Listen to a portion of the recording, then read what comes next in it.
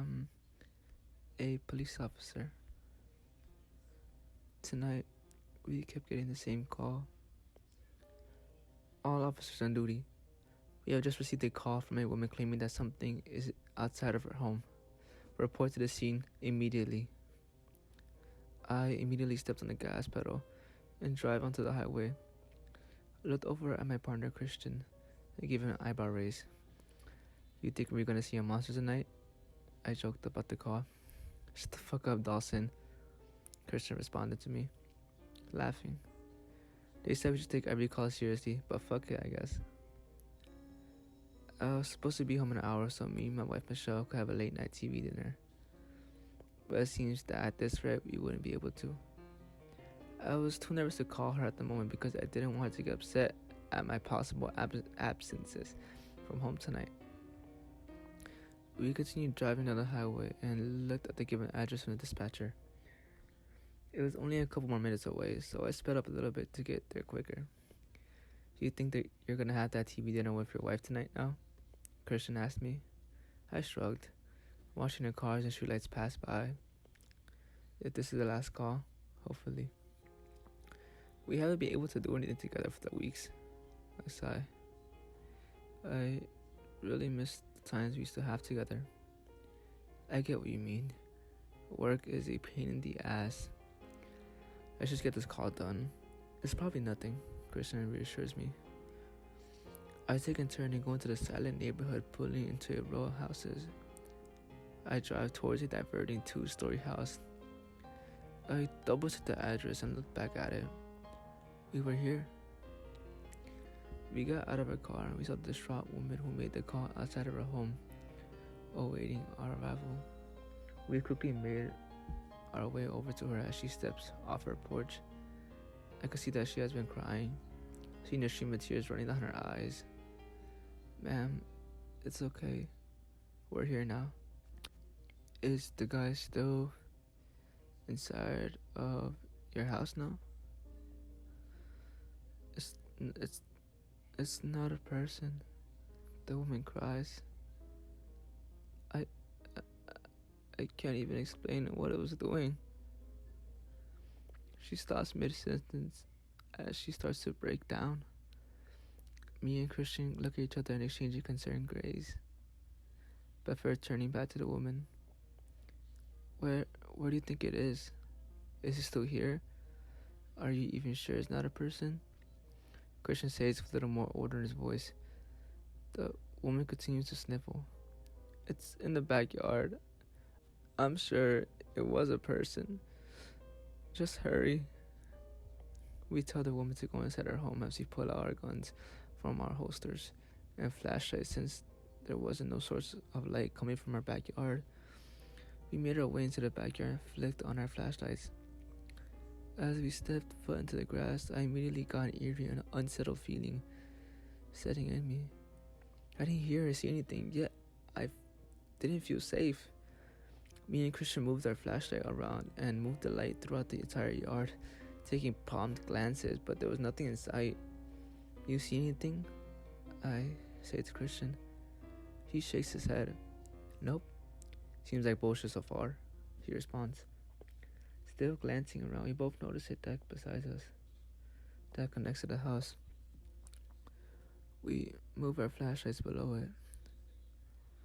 We didn't see anything from where we were standing, but we saw wooden poles holding the deck up. That was blocking a portion of our view. We decided to check underneath the deck. The deck was pretty tall, so we walked towards it and just walked underneath it, moving our flashlights up and down to see if anyone was hiding in there. We figured it was pretty likely since before when we've gotten calls like this, people did hide under decks frequently. There wasn't anything under this deck though. For the most part, it was empty. It was long in length, so we walked across and checked out its entirety. Yet we didn't see anyone or anything. I lowered my flashlight and felt that something was off about all of this. I shook it off and was ready to rule this just as a false alarm, when I heard Christian say, "Dawson, come here." I made my way over to him and saw him hunched over in the far left corner of the deck. I got beside him and tried to see what he was looking at. "What is it?" I say as he gives me a confused look. Christian moves his hands through the dirt, picking up whatever he was looking at, and hands it to me, which I reluctantly take. I give it a look. It was the leg of a dog, blood covered on the fur with teeth plunged into it. I gasped and dropped the leg, looking at Christian, who was equally as freaked out. What the fuck is this?" I asked him. He gives no response. There was just shock written all over his face. I could see it in his eyes. I knew how much Christian hated seeing dead animals or animal remains, so I didn't question him. I looked back down at the leg and examined it. It looked like something was eating it, but as it bit down, all of its teeth came out as gums. But I wasn't sure. It was weird, disturbing sight, and something I can't even explain. I hesitated before taking the dog leg as evidence. I could distinguish a horrible runny smell to where the dog leg felt flabby. I wanted to vomit, but I knew I needed to take it with us. Me and Christian both got up as I started to feel pale. Holding the leg of a possible dead dog didn't sit right with me. Christian patted me on the back. "I'll go in and talk with the woman. You can go sit in the car, right?" Christian seemed to be fine now. I nodded my head and gulped. "Yeah, thank you. I appreciate it." I put the leg in the trunk and slammed it down, feeling my phone vibrate in my pocket. I take it out. Michelle was calling me. I take a deep breath and answer, putting my phone towards my ear. "Hey, Michelle," I say into the phone, still feeling uneasy about the situation. Honey, are you okay? You're not home yet." I hear Michelle talking to the phone. I look at the ground below me.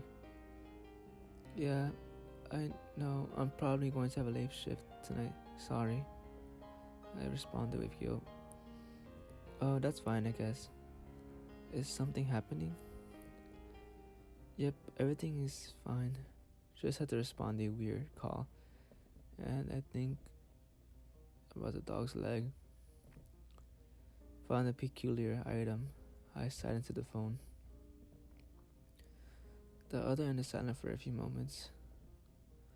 "Well, I hope everything's really fine." "It is. Trust me on this one. It's not a big deal," I say. I see Christian walk out of the house. "Alright then. But stay safe, Dawson. Please."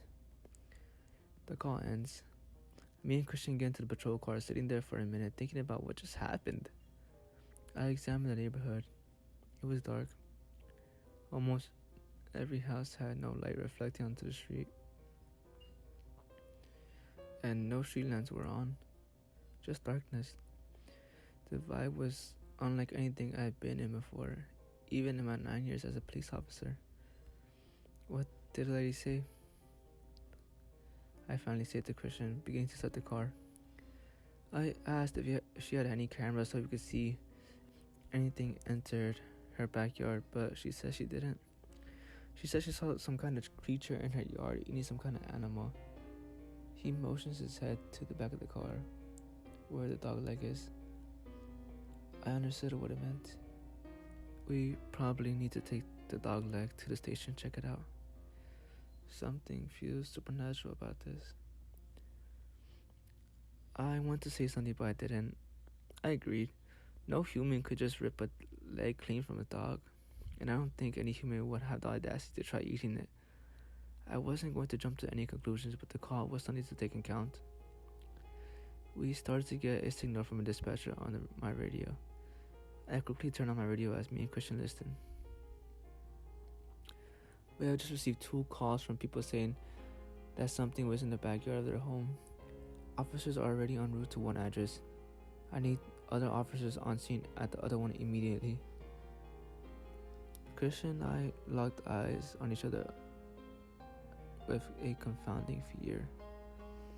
Weren't we just at a call about this? I didn't say a word as I received the address. Started to speed into it. It was only 6 minutes away, so not far. But something wasn't right about this. Something was going on, and it wasn't good. We heard the radio crackling again, and I start dreading what it's gonna be about. I hear a dispatcher's voice come on again.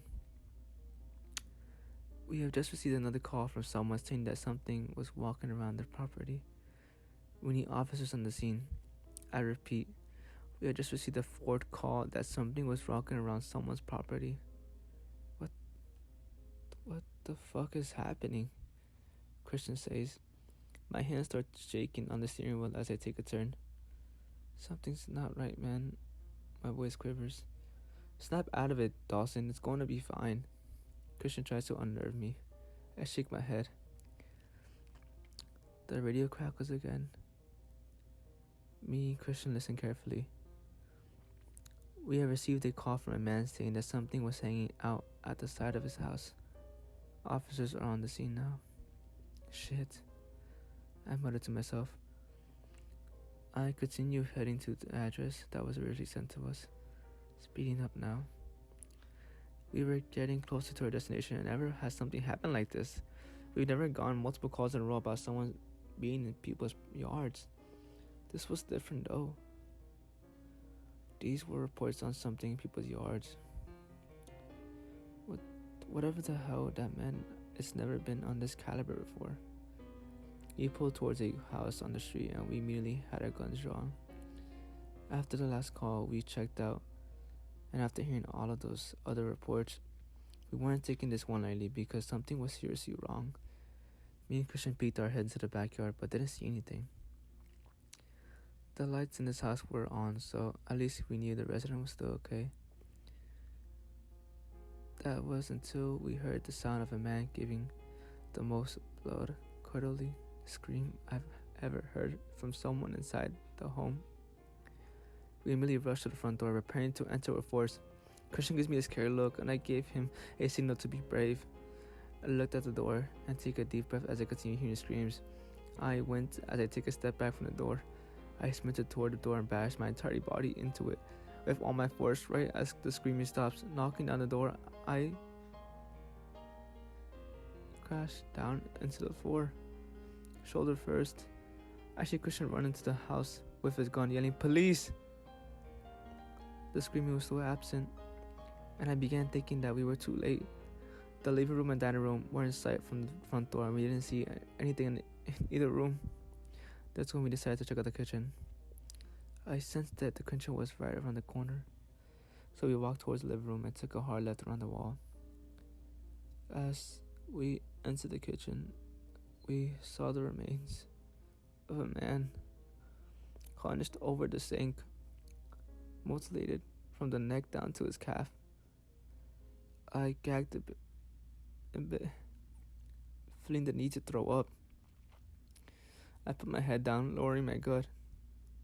We were too late. I didn't have time to beat myself about it though, because I shortly felt Christian desperately trying to get my attention. I raised my head and seeing him pointing at the kitchen window. The kitchen window faced the entirety of the backyard, and I saw a dark figure that wasn't built or even shaped like a human. It quickly crawled out of the backyard and out of sight. Christian and I quickly moved to the back door and swinging it open, swiftly making our way down the steps and sprinting further into the backyard.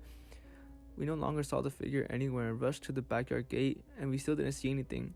We ran and opened the gate and sprinted to the front yard, but again, no sign of the figure we just saw. We lowered our guns in sigh and disappointment. My question was though, what was that thing? And how did it get away so fast? I hear my radio crackle again as I started to slowly walk towards the car. Officers had found the woman dead in the backyard. She has been impaled through the fence. It looked like she just died a minute ago. We need paramedics on the scene right away. What the fuck is happening? I hear Christian say. He slumps against the garage door and lowers down to the ground. I felt awful for Christian. It was clear that this was a lot for him to digest, and I understood though. This was all unexplainable.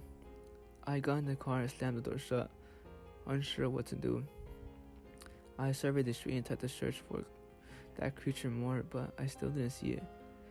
It's really just disappeared, gone with the wind. I hear my radio crackle on again. The dispatchers got another call for someone saying that something was in their backyard, and they needed officers on the scene immediately. I didn't know what to do anymore. I was convinced I was living a hellish, repetitive nightmare, but I did the only thing I could have done in that state I was in. I pulled on my radio and said we had found a man dead in his home. I repeat, we found a man dead in his home. I got home an hour later. It was almost 1 a.m. at that point. I was exhausted. We had to wait at the house for paramedics to arrive and tell them that what happened. We had to take the dog leg to the station and explain to the sheriff what happened at that house. It was a whole process that I won't bore anybody with. I reached for my keys in my pocket and fumbled with them for a second, but before inserting them into the lock and opening the door, breathing a sigh of relief that I was finally where I wanted to be. I threw my radio on the chair next to the front door, forgetting to turn it off. My joy was instantaneously taken away from me when I saw my wife's bloody head hanging from the ceiling.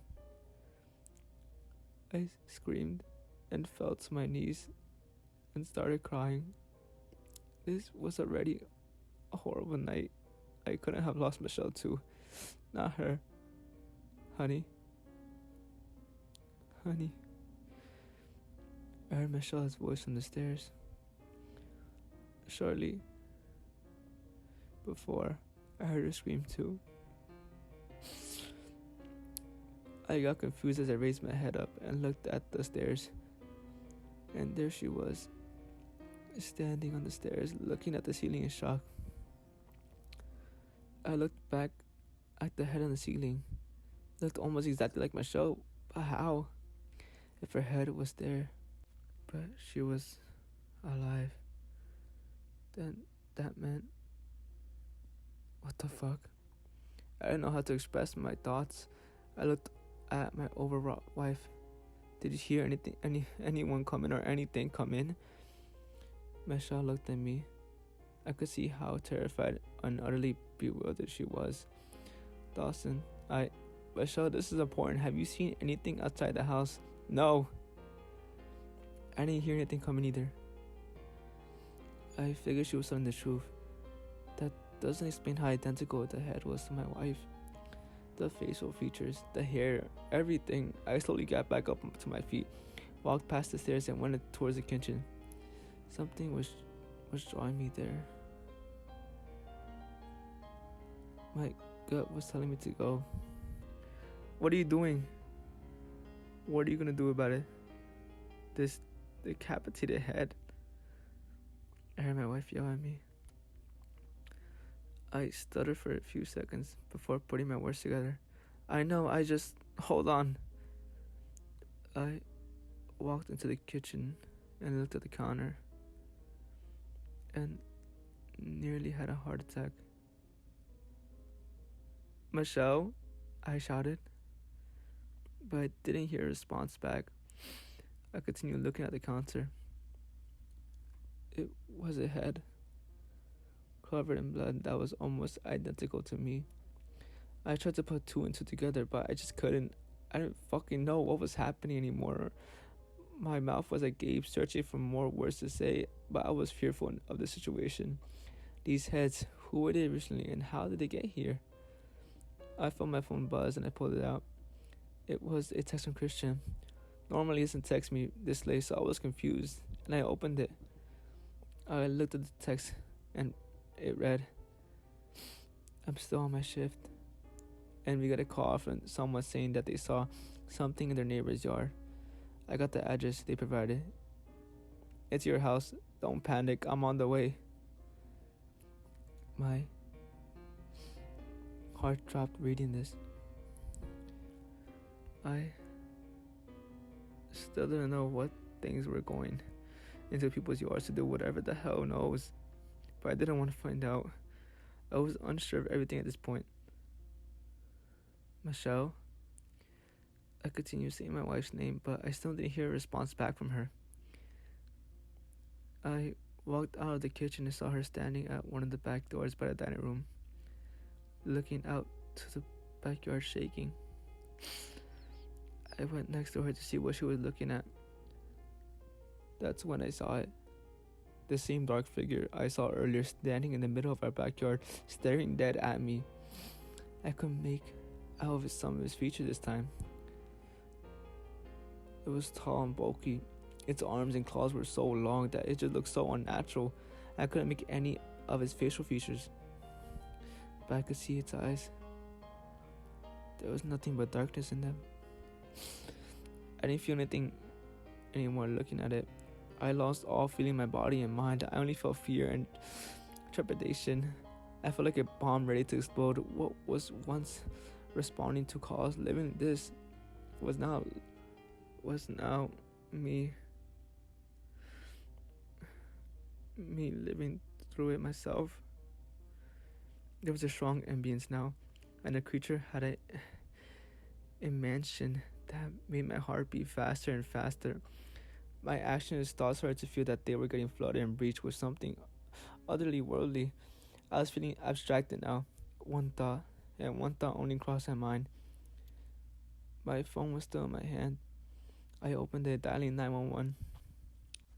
I looked at Michelle as she was inching closer to me by the second, not saying a word.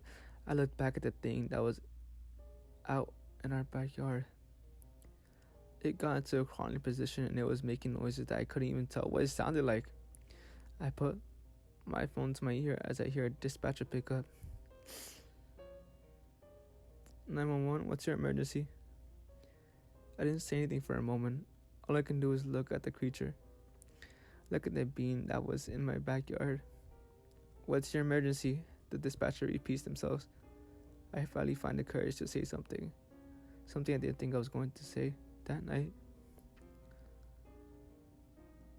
Something is standing out in my backyard. I start to hear my radio crackle seconds after saying that.